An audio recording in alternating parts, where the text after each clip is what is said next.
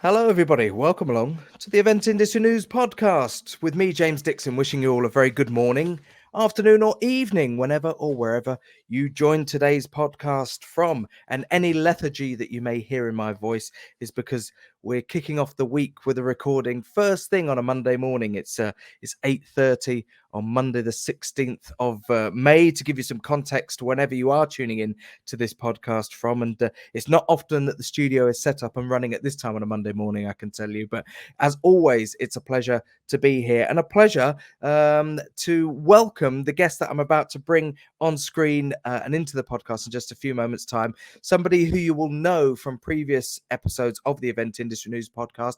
And indeed, if you have been a visitor to either the in-person or the virtual Event Tech Live, a name that you'll know from our friends over at Conference Compass, Mr. Jelmer van Ast joins us from Amsterdam, I believe, this morning, certainly from the Netherlands. Jelmer, a very good morning to you, first of all.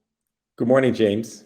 A pleasure to have you back on the podcast. Yeah, hopefully I'm right in saying that you're over in the Netherlands, aren't you, joining us this morning? Absolutely. Actually, from The Hague, close enough to Amsterdam. It's like Amsterdam South. From The Hague. No, a beautiful part of the world for anybody that's been over to there. And as I said, a very good morning to you, Jelmer. Great to have you back on the episode. And talking about event adaptability today. For those of you, our podcast followers who maybe have not tuned into an episode that you've been on before, let's have a little bit of a recap first of all about Conference Compass, so that our podcast listeners can get a feel for what it is that you guys do over there. Yeah, absolutely. So we're Conference Compass. We've been in business now for almost 12 years. I've started this company in 2010, and we've focused from the very start on event technology and specifically mobile apps for conferences. So focusing on the kind of events that we very well understand, because me and my co-founder at the time were scientists ourselves, and we were visiting many conferences where the traditional, one-directional presentations with minimal engagement, minimal interaction was just a standard. And we set out to change that. I think with success, along with others in the industry, seeing how event tech has evolved and became such a part of what we do today. Well, then obviously with the pandemic, event technology became sort of the foundation of events to be able to run at all. And we've been able to make that switch together with our customers to allow them to have fully in-person, at the time online conferences and events, and now transitioning back to in-person conferences. So we've been evolving as well as an event tech company and as a set of people, in our team, adjusting to the situation and adapting ourselves to in the way we work, in the way we develop our technology, in the way we service our customers. And it's that adaptability, and I believe how this can apply to the event industry as well. It's really something that fascinates me, and like to talk to you about that in this podcast. And you say, it fascinates you, and something that really jumped out to me there as you were speaking was when you were talking about being a scientist. And I know from for anybody who looks on your LinkedIn profile will see, I think that it said that you were studying for your PhD, a decade or so ago, I think it was. And that really jumped out at me when you said the word scientist then, because it has very much become a scientific process, hasn't it? The world of event technology, and when we look at the amount of data that the technology we have available to us now in the event industry, the amount of data that is output from these platforms, the analysis that we can do on that data, and the conclusions that we can draw or discount, to use a sort of science term, it is very much a scientific process now, isn't it? Yeah, I like the way you said that. I'm not sure if I ever realized that way, but you're right. I think for science, technology, for scientific, anything, it's data, it's modeling, and it's systemizing, I would say, just like that. So it's not just data; it's also building a model of what, let's say, how the world works, and in our particular case, how event technology, we believe, can be used to increase engagement at events. So we sort of built this model with our assumptions, And then there's the data that we collect and use to test those assumptions and draw conclusions.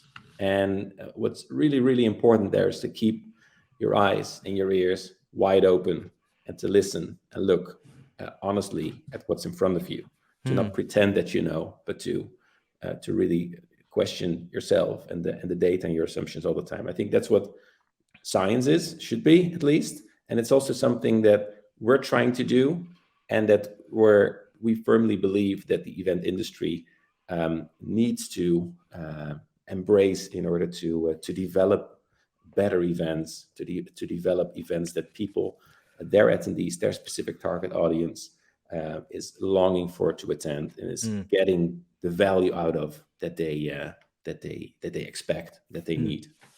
And I may be going not off topic as such, but on a slight tangent this morning, because the science thing has really sort of got my brain, even at this early hour on a Monday, working. And I may be getting far too clever for my own good here, but good science and a good study, always has a baseline.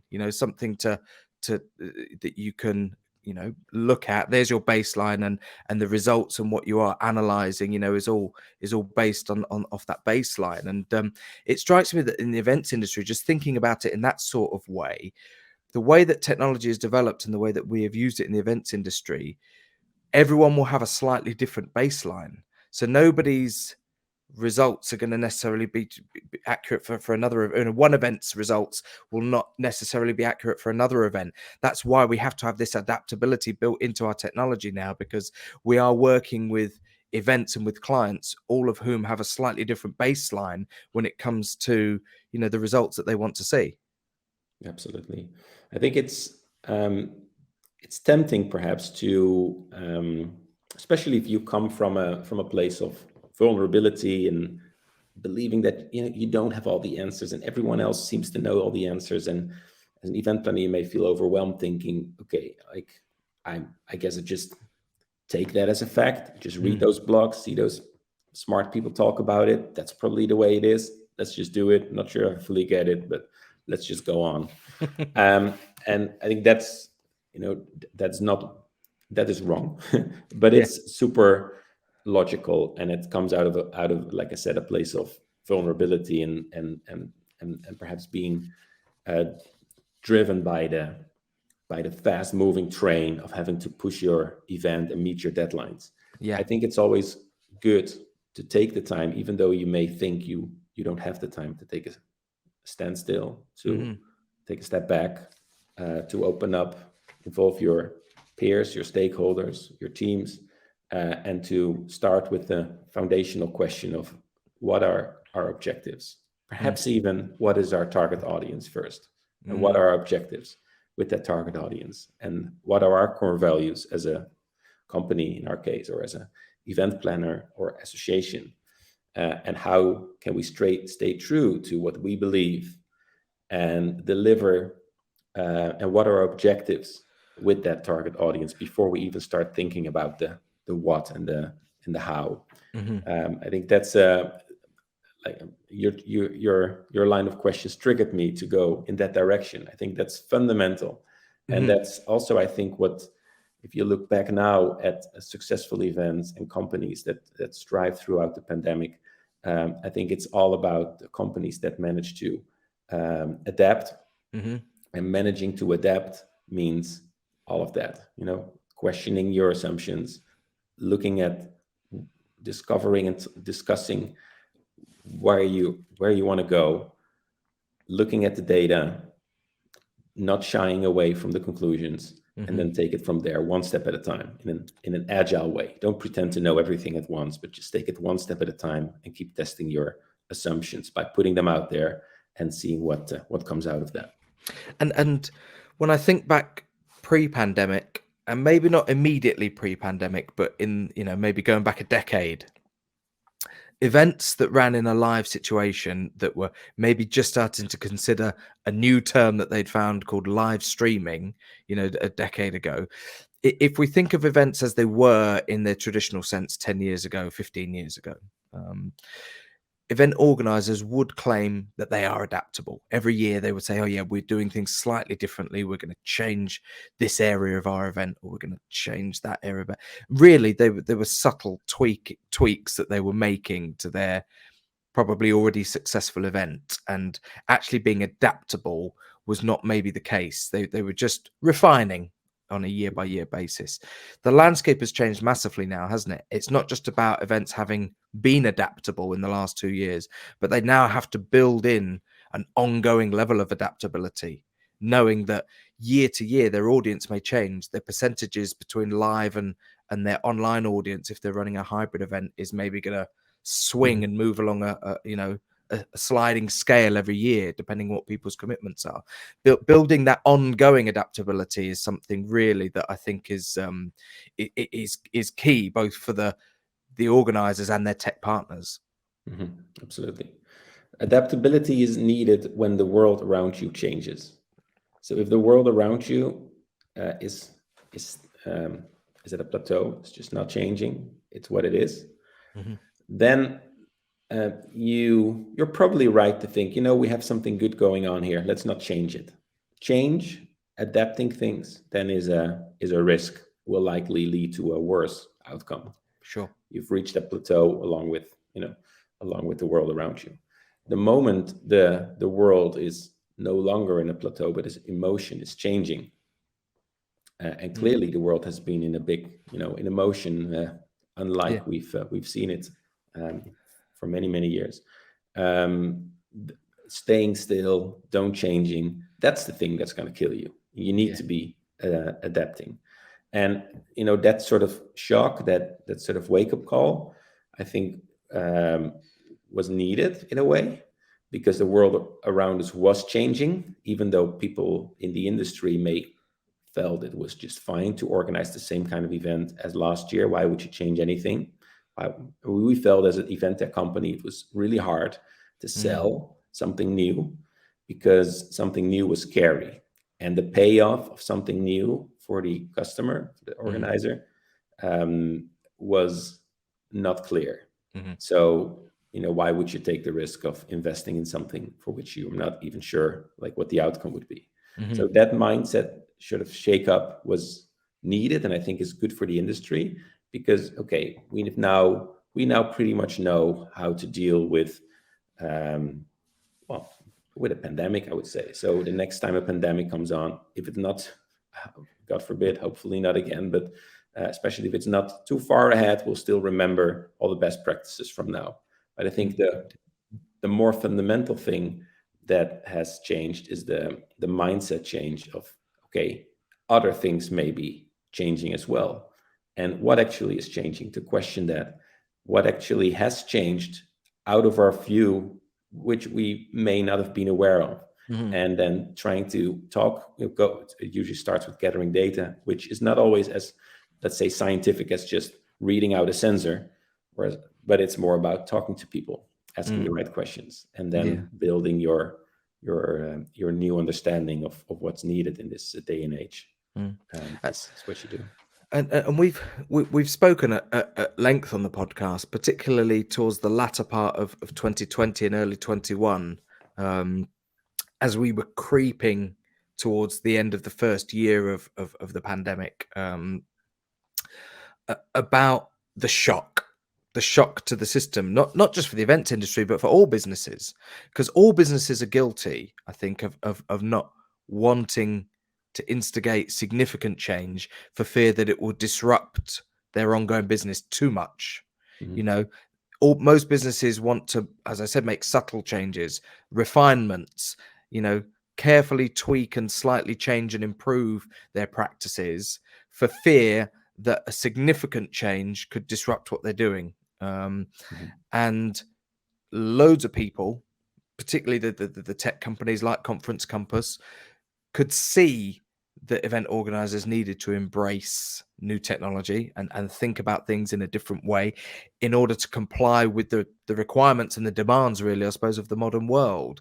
And it took something as significant as the pandemic to shock them into having to do that because they had no choice. And I've said this for a year or so now, that we will, if we're not doing it already, we will certainly look back on this, not with fondness, because it was not a great situation, but certainly we will realize in years to come that actually it was a blessing in some ways, because it shocked everybody, like, as you termed it, into making that significant change and realizing actually it could benefit their business. And an analogy that I'd like to sort of draw a comparison to is I've seen a couple of shops and bars near where I live in the last year or so that have signs in their windows still saying cash only. Mhm. And I asked one of them, why do you take why have you not got contactless payment, or what? That's how everyone pays now. Why do you cash? Well, I don't want to pay the fees associated with having the machine there, Mhm. because it's going to cost me money as a business. Yeah. Yeah. Rather than seeing it the other way around, which is I make that investment in the technology and actually it will attract more business in, because it will increase my audience, the potential audience of people. It's the wrong way of looking at it. And I think that events before the pandemic were the shopkeeper who only takes cash, and they've had to move it, they've had to make that investment. Yeah, it's a good analogy. It reminds me of, I guess, of a feeling we've been guilty of as well. The feeling that if you have something good going, the risk Mhm. the risk of changing seems high. So we've always, in our culture, in our company culture, we've always wanted to instill a sense of urgency, of not like a rat race, not like making everyone crazy and Sure. and go to burnout, but we always, like in practice, we always invest in our product development as much as we can afford. So we have, obviously we have a buffer. We need to take care of continuity of the business, but we don't like a big buffer. So we wanna make sure that we go on. Well, that also instills this sense of urgency that there needs to be a payoff, and that it needs to lead to, let's say, a good evolution of our product into things that we can sell and that our customers are needed for. That in turn instills an urgency that we need to have our eyes and ears open and listen to them, and not be complacent into just thinking that we understand. So there's this whole sequence of I think mindsets that follows from our decision as a company to be aggressive in the way we push our product development. So that has always kept it on edge. That has always made sure that we felt an urgency to do the right things, and that has helped us, I very much believe, at the start of the pandemic, to not do anything radical, but just to push that further, because the urgency was even greater, and we knew how to deal with urgency and how we needed to listen and how we needed to take facts at face value and discuss them and study them and draw our own conclusions. So I think the death of our company would be if we would, in a way, and it sounds paradoxical, if we would flourish so well that we think, okay, just we got it, we understand it, we know how everything works, let's just take it easy and just, let's write this one out. We have something great going on. I mean, that will work for a year or two, but then we will lose the culture of being, on edge, of being, let's say, the urgency of being smart and trying to always continue and improve. Yeah, it's. I'm grinning slightly because you used the word paradoxical, and I've just written on my note here paradox, and the paradox that I see certainly with the event tech industry and with event tech suppliers is that we're talking about adaptability today. So your platform has to be adaptable enough to be able to shift and be chameleon like, I suppose, depending on the client's requirements. But similarly, you also don't just want to have to change your entire platform for every different client that you work with. You've got to have a certain amount of faith and confidence in the platform and the technology that you have built as a business, to be able to say to clients, look, this is the solution as we see it, and we are confident in this. So it's that interesting balance. I don't know if it's paradox or balance between having faith in your product and what you have designed, and the level of flexibility that's required in order to meet the demands of the clients you're working with. Yeah, yeah, interesting. I think there are three levels here. So first level is, we've talked about that, sort of our company culture and how we adapt, how we always listen and adapt our platform. So on that level, there is maybe not a paradox, but there is a tension between two forces. So the one force of wanting stability and just, have something good, let's not change it, because we also don't want to destabilize the platform. On the other hand, go fast and listen to customers. The other tension is between standardizing and adding more and making things easy as a result, versus building in more dials and buttons to customize the platform, inevitably making it more complicated to operate. That's a clear tension that we've had since the day we started, because we know we can only have good prices into the market, like a good price model, and be affordable to our customers if we standardize a lot. On the other hand, we also know that every good event has its own character and has its own identity, and needs a platform that's adaptable and adjustable. Also, because events itself is a term that's so wide. Like we go from corporate events to scientific conferences, medical conferences. These are vastly different kind of events, and our platform in over years has evolved to cater both of them really, really well. So that's level one. The other level is of how our platform is able to allow customers to be adaptable. So that level is about our platform offering solutions to customers who are not sure, should our event go fully in person. A lot of our customers are like, we very much hope so, but also faced with the reality and the uncertainty of, okay, there's probably going to be another wave, but is it going to be significant? Is it going to affect us to the level that we've been affected in the last years? How shall we approach that uncertainty? That's where our platform comes in, offering solutions to customers to set up the platform in a way and being able to shift easily from fully virtual, from fully in person to fully virtual, or anything in between.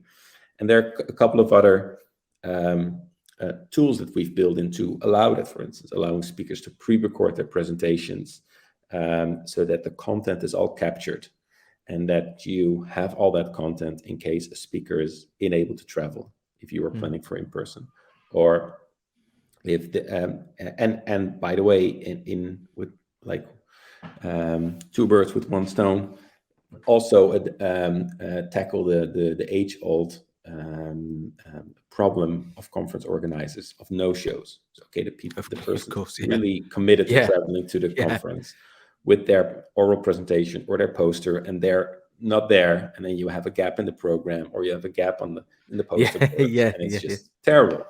So, okay, great. So, and having the content available as well for on-demand watching afterwards is something we've got used to. Many of our clients got addicted to almost after the pandemic. All the content was captured and it was there, fantastic, without any additional investment of on-site AV.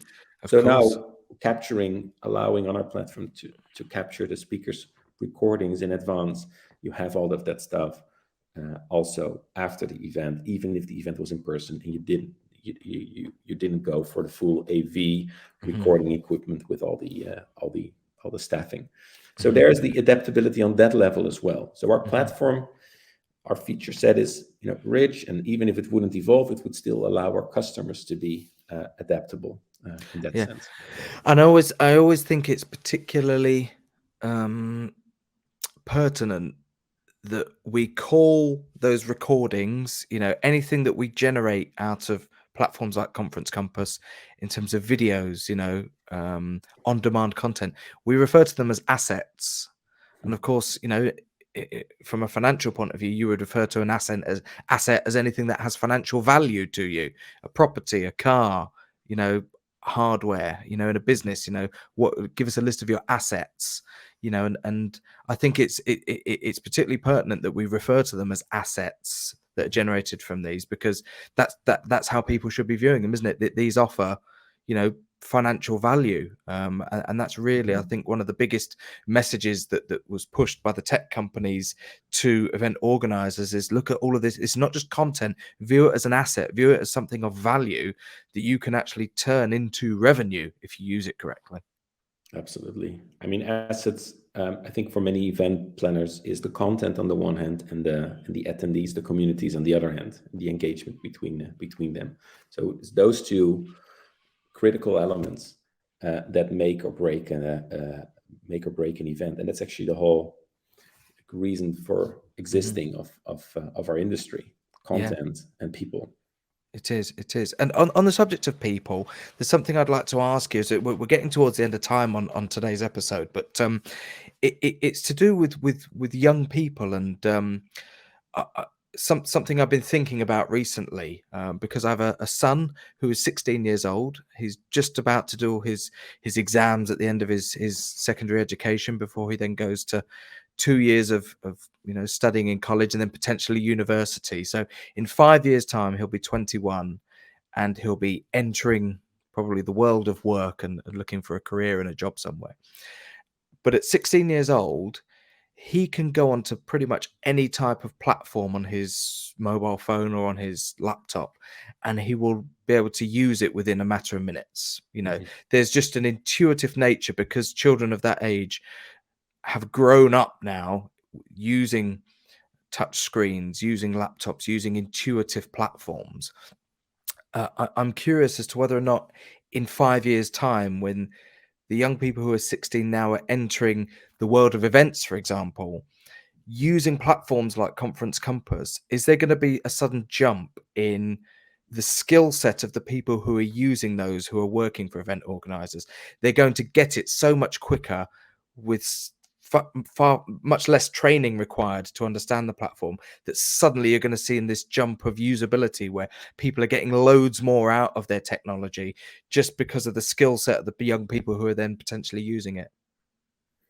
That's a super interesting thought. Yeah, that's absolutely a trend that supports the event tech side of things, right? So just the way of growing up with technology in general, and how you use that in like this intuition almost to use and apply all of that into better events from our perspective as customers, but also for us as a company. Like, I'm now 40 years old, turning 41 very soon. So I can't pretend any longer to be the younger generation, right?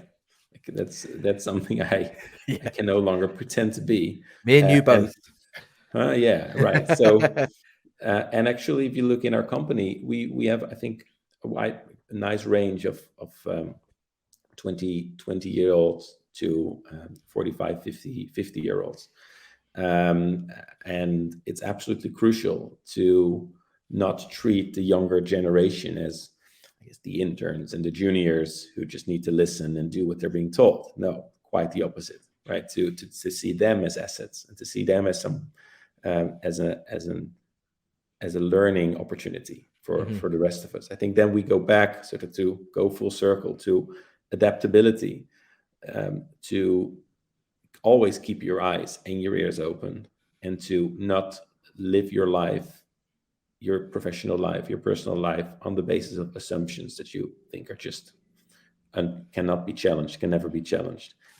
But to see professional life, personal life as a journey with so many opportunities and so many exciting things ahead of us, if only we have our eyes open and see what's right in front of us. I think that's a great note to end the podcast, because I think there's lots of optimism in our industry of what the pandemic and everything else, also the climate crisis, is enabling us to do to provide just a better future. You're absolutely right to end with the word optimistic in one of your final sentences, because that is very much where we are as an industry.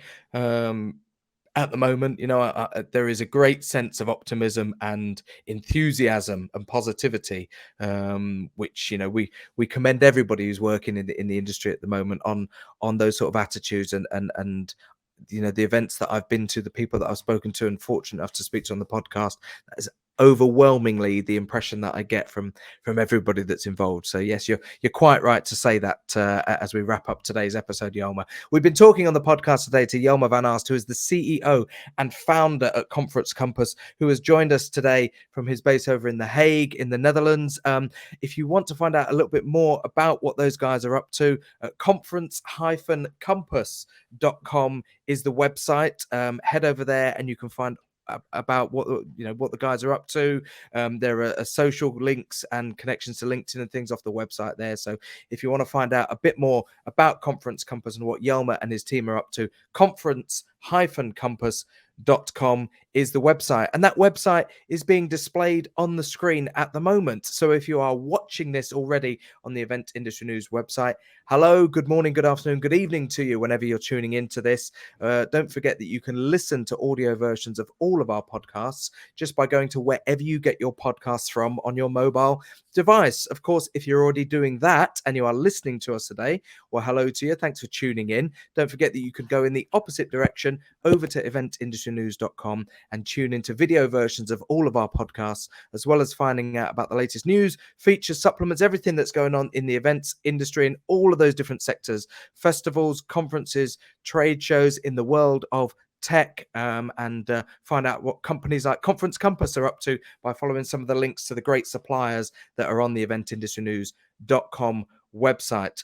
Thanks again, Jelmer. Thanks for joining us this morning. Enjoy the rest of your day. We will no doubt see you soon, either on a forthcoming episode or at one of our Event Tech Live events. But for now, we come to the end of today's episode of the Event Industry News podcast. It's been a pleasure as always, and we'll see you on the next edition. Goodbye, everybody.